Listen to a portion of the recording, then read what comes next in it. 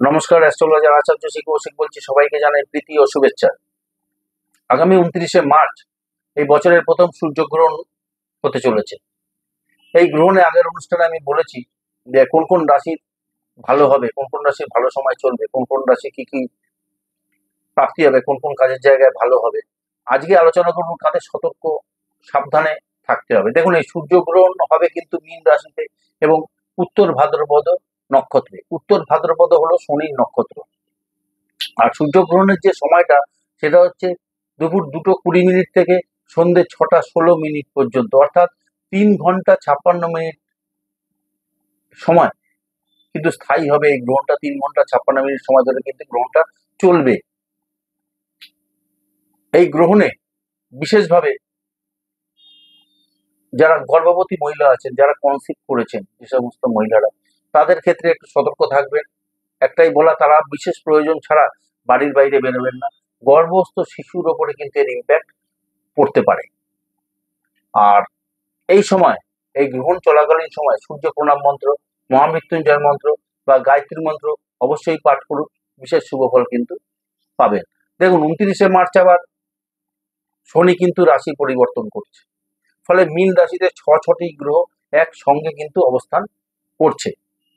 এই দিন 29শে মার্চ আবার শনি অমাবস্যা রয়েছে।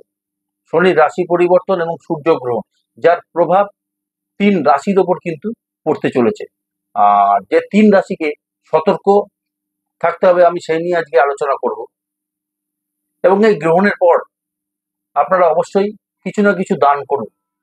সেটা গম হতে পারে, আখের গুড় হতে পারে, বা বাস্তবে যারা নির্ধনী ব্যক্তি আছেন তাদেরকে অর্থ সহায়তা করতে পারেন, আর্থিক সহায়তা দান করতে পারেন, তাদেরকে বস্ত্র দান করতে পারেন। তবে বস্ত্র লাল হওয়া চাই, লাল রঙের হওয়া চাই বস্ত্র। লাল বস্ত্র দান করতে পারেন, লাল কোনো ফল দান করতে পারেন, তাহলে কিন্তু বিশেষভাবে উপকার কিন্তু পাবেন এই গ্রহণের পর।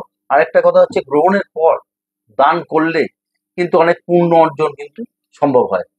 তবে এই গ্রহণ ভারতে দৃশ্যমান নয়, তাই এই গ্রহণের কোনো সূতককাল কিন্তু নেই। এই 2:20 থেকে সন্ধ্যে 6:16 পর্যন্ত যে গ্রহণটা চলবে, অবশ্যই আপনাদেরকে কিন্তু বিশেষভাবে সতর্ক কিন্তু থাকার দরকার রয়েছে। এই 3 রাশির আগামী 15 দিন, কমপক্ষে যতদিন রবি মীন রাশিতে থাকবে, অন্তত এপ্রিল মাসের 14 তারিখ পর্যন্ত সময়, আপনাদের ক্ষেত্রে বেশ কিছু ক্ষেত্রে সমস্যা কিন্তু নিয়ে আসতে চলেছে এই গ্রহণ। কোন 3 রাশি সেটা জানাবো। এটা ভয়ের কোনো বিষয় কিন্তু নয়, বা ভয়ের কোনো কথা বা বিষয় কিন্তু এটা নয়। এটা সতর্ক থাকা, সাবধানে থাকার জন্য আমি আজকে এই অনুষ্ঠানটা করছি। এবং বিশাল কিছু সমস্যা হবে গ্রহণে তা কিন্তু নয়, মাথা আকাশ ভেঙে পড়বে এরকম কোনো ব্যাপার কিন্তু নয় এই গ্রহণে। প্রথমে যেটা বলি, সিংহ রাশির 8ম ভাবে এই গ্রহণটা হচ্ছে। আর রবি আপনার রাশির অধিপতি, সে 8ম ভাবে রাহুর সঙ্গে যুক্ত। সুতরাং এই সময় চোট আঘাত লাগা, আপনাদের মাথায় আঘাত লাগা সম্ভাবনা এগুলো কিন্তু রয়েছে। পিতার স্বাস্থ্যের জায়গা, পিতার কেরিয়ারের জায়গা নিয়ে সমস্যা, পিতার কোনো দুর্ঘটনার সম্ভাবনা, এই জায়গাগুলি কিন্তু আপনাদের গ্রহণের পর থেকে দেখা যাচ্ছে সিংহ রাশির ক্ষেত্রে। এই গ্রহণের দিন থেকে বড় এবং কোনো ঝুঁকিপূর্ণ ইনভেস্টমেন্ট আপনারা করবেন না, কোনো ঝুঁকিপূর্ণ কাজ আপনারা করবেন না সিংহ রাশির যারা আছেন। এবং অবশ্যই নিজেদের রাগ জেদকে কন্ট্রোল রাখুন। পাশাপাশি কাউকে অতিরিক্ত বিশ্বাস বা অন্ধবিশ্বাস করবেন না। কিছু কিছু ক্ষেত্রে আপনাদের অর্থ লস এবং শরীর স্বাস্থ্য নিয়ে আপনাদেরকে কিছুটা হলেও ভোগাতে কিন্তু পারে। আর সিংহ রাশির ভীষণ সাবধান বা সতর্ক থাকতে হবে। 8ম ভাবে এই গ্রহণ, 8ম ভাব আমাদের বিপত্তির জায়গা, 8ম ভাব আমাদের নিধনের জায়গা। যারা গাড়ি বাইক চালাচ্ছেন সতর্ক থাকুন। আর মেষ রাশির 12শ ভাবে এই গ্রহণ হতে চলেছে। মেষ রাশির 12শ ভাবে মীন রাশিতে এই গ্রহণ হতে চলেছে।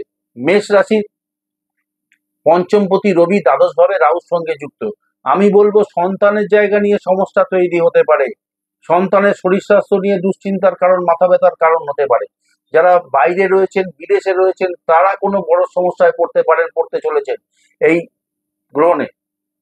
বড় কোনো ইনভেস্টমেন্ট আপনারা কিন্তু করবেন না মেষ রাশি যারা আছেন এই সময়। আপনাদের শরীর স্বাস্থ্য বিশেষ করে ব্রেন, চোখ এবং হার্টের সমস্যা কিন্তু আসতে পারে। আর যেহেতু পঞ্চমপতি দ্বাদশে রাহু যুক্ত, কাজেই প্রেম, প্রীতি, ভালোবাসার ক্ষেত্রে সমস্যা আসতে পারে, বিচ্ছেদ ঘটতে পারে, ফাটল ধরতে পারে সম্পর্কের ক্ষেত্রে। আর রবি যেহেতু সৃষ্টিশীল যে কোনো কাজের সঙ্গে রবি যেহেতু যুক্ত, কাজে যারা সৃষ্টিশীল কাজ করছে, যারা সৃষ্টিশীল কাজ নিয়ে কাজের সঙ্গে যুক্ত রয়েছে, তাদের ক্ষেত্রে কিন্তু সমস্যা আসতে পারে। বি কেয়ারফুল মেষ রাশি, একটু কেয়ারফুল থাকতে হবে মেষ রাশিকে। মীন রাশিতেই কিন্তু এই গ্রহণ হচ্ছে, ছয়টি গ্রহ একসঙ্গে মীন রাশিতে রয়েছে। মীন রাশির ষষ্ঠপতি রবি। আপনাদের শত্রুতা বাড়বে, মীন রাশির শত্রুতা বাড়বে। আপনারা যেখানে কাজ করছেন সেখানে সমস্যা হবে, কর্মচ্ছেদ হতে পারে, কাজ চলে যেতে পারে, মানসিক চাপ, মানসিক টেনশন আপনাদের কিন্তু এই সময় বাড়তে চলেছে, মানসিক চাপ এবং মানসিক টেনশন। শরীর স্বাস্থ্য নিয়ে ছোটখাটো কোনো দুর্ঘটনা, অ্যাক্সিডেন্ট, চোট আঘাতের সম্ভাবনা কিন্তু রয়েছে মীন রাশির ক্ষেত্রে। এবং কেরিয়ারের ক্ষেত্রে বেশ কিছু ক্ষেত্রে চাপ আপনাদের কিন্তু আসবে, চাপ দেখা যাবে, কিন্তু প্রেসারে থাকতে হবে কেরিয়ারের নিয়ে। এবং বড় ধরনের টাকা লেনদেন এই সময় আপনারা করবেন না মীন রাশি যারা আছে।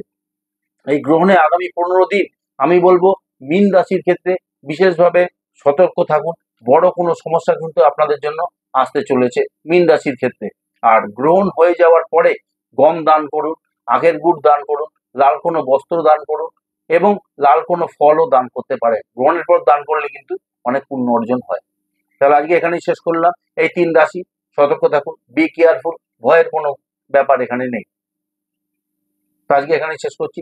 ধন্যবাদ, নমস্কার।